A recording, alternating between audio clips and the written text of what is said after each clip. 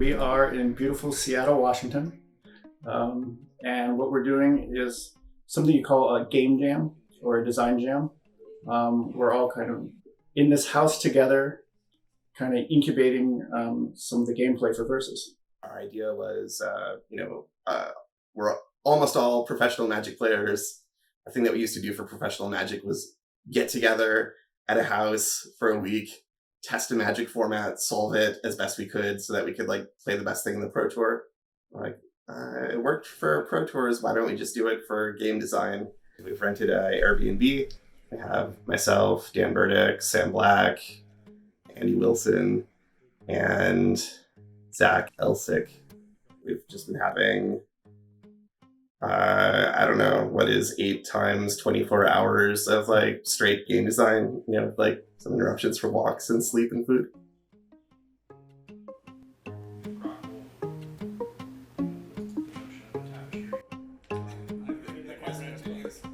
And we're spending 8 days just kind of brainstorming, coming up with ideas, playing a lot of different prototypes, writing on ceramic tiles with markers and putting pieces of paper in top loader sleeves and doing anything else we can think of to prototype and test out a variety of ideas about things that we think could make fun games.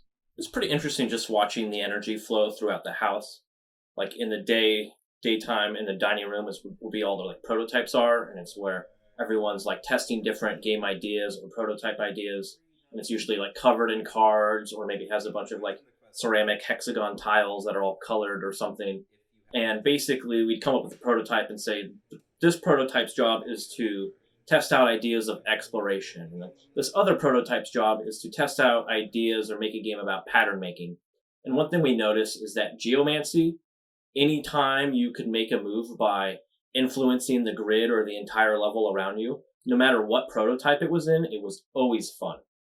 And then at the same time in the living room is where most of the discussion is. There's a lot of people out there just sort of spitballing ideas and brainstorming.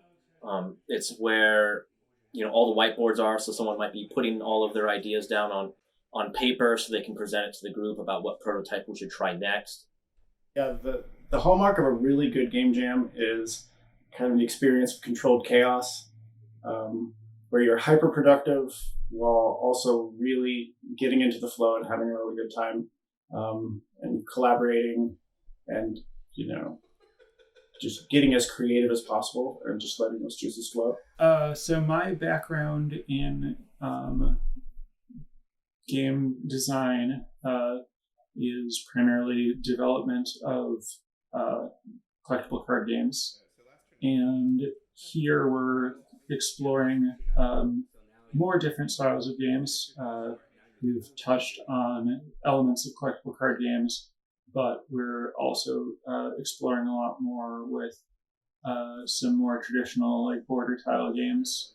Most excited about exploring kind of discovery, conflict resolution, feedback type loops where players encounter something new and solve some kind of puzzle and get some kind of resolution where they feel like they've made some sort of progress.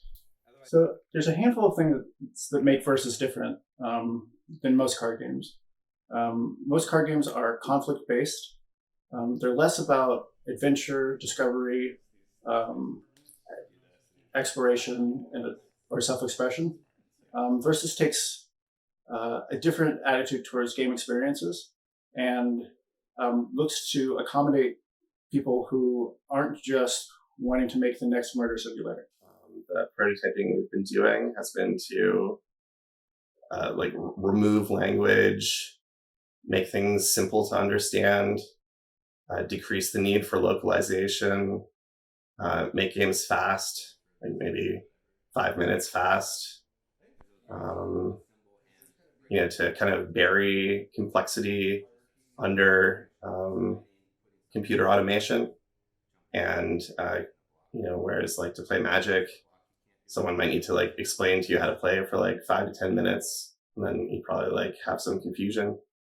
The goal is that like what we're doing is like much easier to pick up on that, intuitive. Because like our team is remote, a lot of the people knew each other and we've worked together on different things, but we didn't. It's different when you get into a house and you live together for like 8 days, because that, I feel like we kind of went from people who work together to people who now really know each other, and so I think it was just, not only is like the game, I think, going to be really cool, but it was just a really good team building experience as well. Like everyone, just a really great bonding experience for everyone on the team.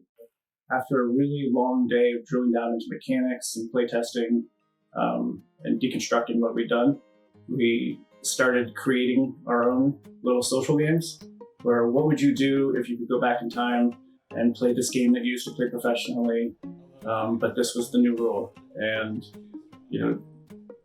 being able to like tackle those subjects after you're feeling kind of loopy and tired created some really wonderful camaraderie, and there were really some sparks of creativity from those moments as well.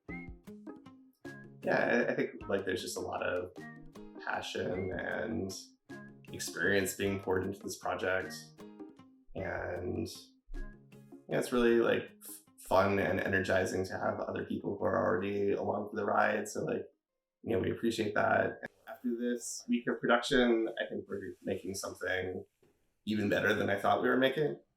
So I think we're gonna make a game that like millions and millions of people play and have a great time.